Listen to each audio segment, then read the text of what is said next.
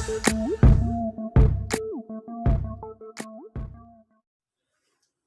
guys! Ayan, mag-unboxing tayo uli ng hanging pot. Ito guys. Bali, 6 ito na in-order ko sa Shopee guys. Ito. Ang 6 na hanging pots. Ayan guys, buksan natin kung siya rin ba yung aking in-order.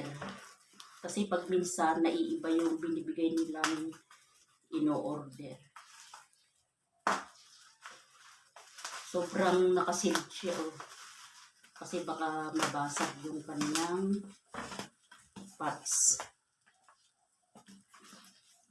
Ang dami ko kasi nalaman guys na yung may panghanging plants. Kaya ayun, nag-order ako nito. Hindi kasi maganda kung hindi mo ilalagay sa hanging pots. Ito nga pala guys ay nagkakahalaga ng 290 pesos pati itong kanyang shipping fee. At may nakalagay na ganyan regil para hindi siya mabasag. Ayan, kasi ang daming mga nagko-complain sa mga comment dahil ngayon hindi masyadong nakasil, kaya nababasag yung kanilang mga ino-order.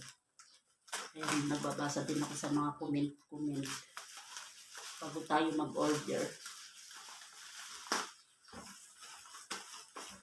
Ayan guys, plastic lang ito guys at kulay white. Mas maganda kasing tingnan ang white na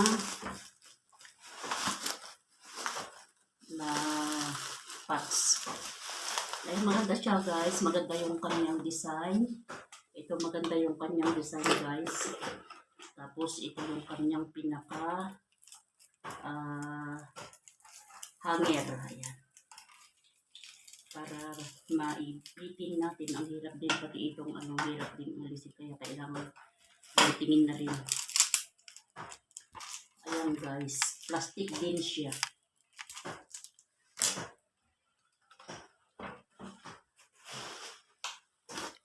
Ayan, maganda yung kanyang design guys.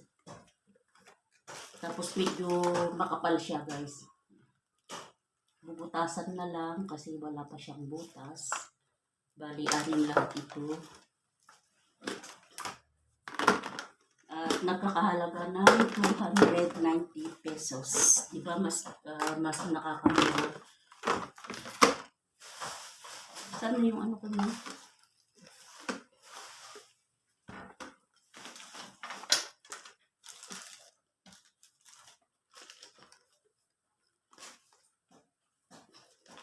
Ito rin nag-order din ako sa Lazada guys ng seeds naman yung binigay nila kasi yung in-order ko ay yung plant na money tree. Pero seeds naman yung binigay nila kaya yung pinatubo ko na siya baka sakaling tama yung binigay nilang seeds na money tree. Baka naman kamantigi naman yung tumubo doon.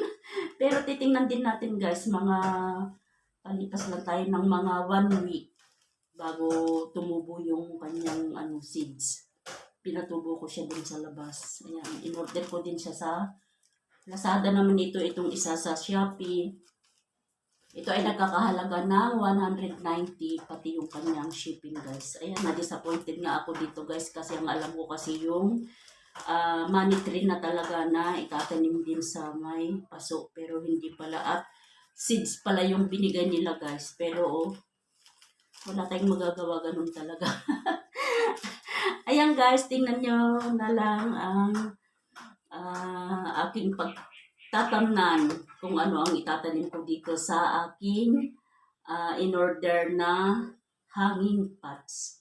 Ayan, tingnan nyo guys kung magiging maganda pa ang resulta ng itatanim ko dito guys sa mga hanging pots. Ayan, see you again on my next vlog. Bye-bye. God bless us all.